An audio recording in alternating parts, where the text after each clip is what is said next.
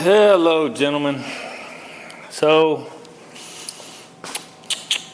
what I'm working on today, just real quick, I've been helping my aunt trying to get her heater going, and it ain't happening. Thing's 50 years old, and it's just not jiving, so we'll just have to figure something else out. But, so, I want to take you along real quick on this deal. You guys knew I couldn't live with this, and so I went ahead and drilled all this out.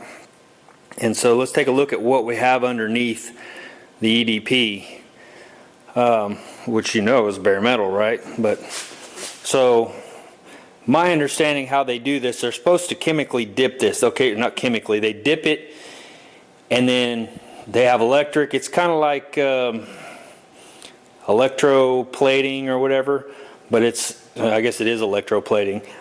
But this is paint, so the paint goes to the either positive or negative pole, blah blah, who cares, whatever they do it, I don't give a shit.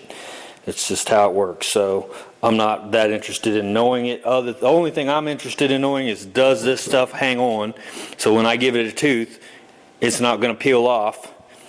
So does paint stick to it, does primer stick to it, stuff like that. Supposedly this is the best stuff ever for your paint base, basically. A lot of guys take it down to bare metal, but from what I'm reading and studying, you could scuff this up with like 180 and then your stuff's supposed to adhere to it. Whether you buy that or not, that's your store, so you buy it if you want to. Here's what we've got.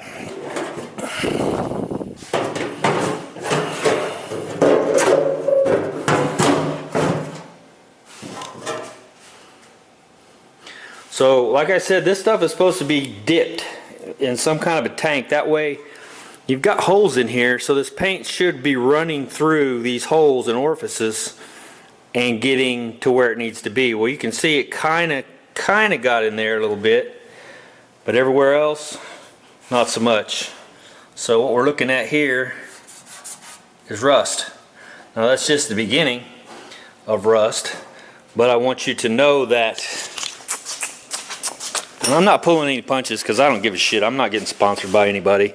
I'm just telling the truth like it is. So if you don't like it, thumbs down me. I don't give a shit. Here's the thing. I was thinking about something the other day because I got a thumbs down on my last video. This is 20 gauge steel. This might be a little thicker. I bet it is. 16 gauge maybe. Yeah, it looks like that may be like 16 or 17 gauge. So it's a little thicker. I was gonna say, my last video got like, I don't remember how many thumbs up, maybe 50 or something like that, and I got 1 thumbs down. So here's what I want you to do. If you're the dude giving me a thumbs down, I want you to go and look in the mirror and think about it and say, I wonder if I'm the asshole here, because 50 other people seem to love this video, but I hated it. So, it's like I told my sister-in-law one time. She's been married 5 times. I said, you think maybe it's time to look in the mirror and see if maybe you're the problem? Because you can't have got 5 bad guys. I mean, surely you don't have that bad of luck. Same with you assholes that are putting thumbs down. You might want to look in the mirror and go, hey, I'm an asshole. So there you go. Anyway, here's your rust. And you can see it's just surfaced through here for the most part. But it's getting some good stuff here, so I can't leave that. And because the simple fact is, it does have holes in it where water can get up through it, and the moisture and the humidity and all that stuff that's here in Oklahoma, it's not going to be very long before this thing starts rusting through. Now this is 16 gauge steel, but this is 20 gauge. So which one do you think is going to rust through faster? So now I'm going to have a big rust hole in the top of my trunk. Okay, I don't care for that. Don't want that. So what I'm going to do is I'm going to 80 grit this with this little bad boy right here, which is not a DA. This is a direct drive, whatever, and it puts a nice tooth in it. So I'm going to tooth this sucker up real good, and I'm going to spray it with epoxy. And I'm going to spray these here with weld through primer, and then when I'm done welding it back together, I'll try to inject some epoxy back up in here if I can. Depends on how tight it is and if the stuff will seep down in there and all that kind of stuff. But I mean, for me, why start out? This is a brand new part. This is a brand new part. Why start out like that? I'm serious, guys. I had no idea that the parts were like this until I got this part right here. This is the first time I've ever seen this. Now, this may be a known, everybody knows this, whatever. Stuff like this, you know, because there's no nooks and crannies that you can see in here. They've got this, there's no problem. Rails all good. Most of the parts are all good. There's really no nooks and crannies in this stuff, so you know it's EDP both sides. All this stuff, same. You know, you can see it, so you're good to go. Unless you see fingerprints or something underneath that EDP, so be careful about that because we've had videos on that before. Same with this stuff. So it's the stuff like that. What they're doing is they're building this stuff out of bare metal, pinching it together. I'm assuming they clean it somehow in the process, and then they go over and either dip it in their tank or they're powder coating this somehow. Maybe this is a certain, because powder coat seems to me like it would only do something like this. It seems to me like this would fill up because of the holes. It would fill up with water, and that would this coating would continue to come in here and take care of all that. But I could be wrong. Don't know. Then they go through a process and supposedly they bake it, and I read up on it, but like I said, I'm not going to try to sit and regurgitate everything I read. You can get online and look up how EDP coatings work and all that kind of stuff, and it'll tell you. But it's supposedly underwater. This makes me wonder, because you'd think if it was submerged, it would have got into all the nooks and crannies. But I'm really glad that I went ahead and pulled that brace off there because I found this. And like I said, I would have been so pissed off.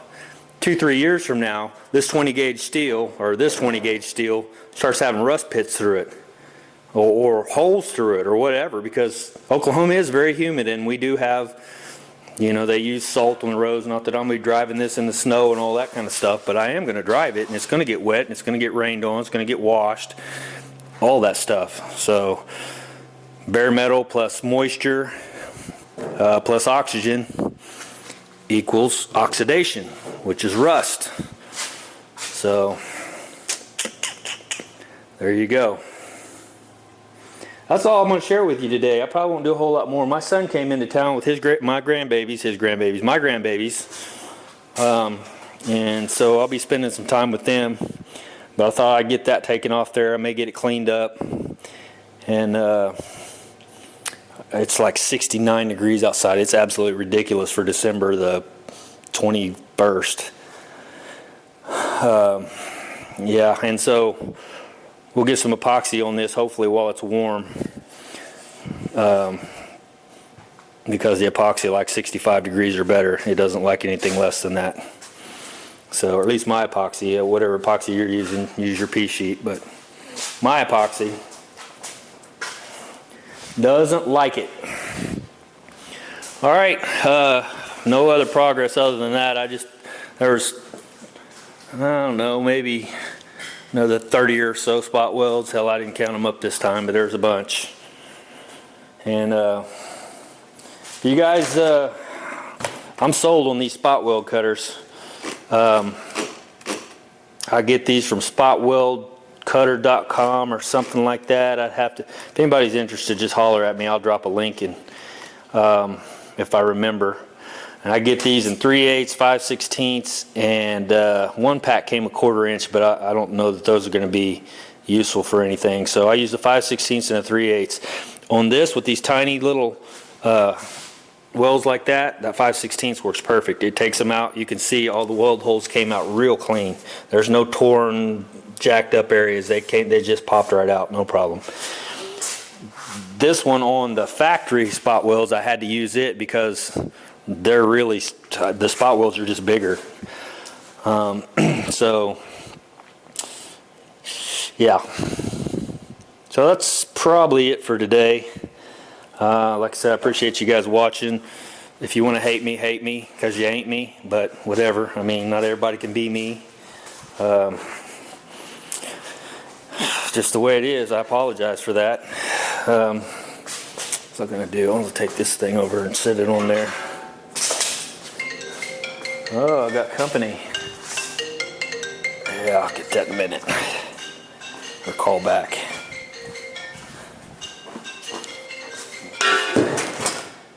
Take your gander back at this.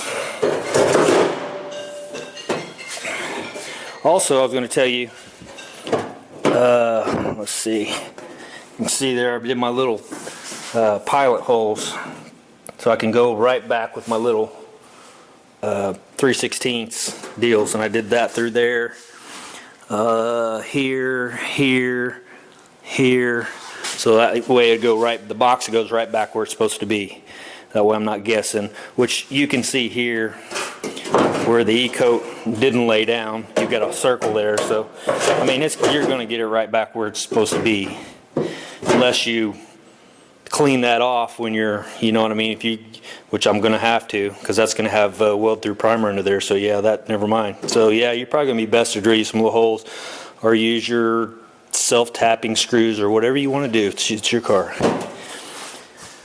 All right, that's probably it for today.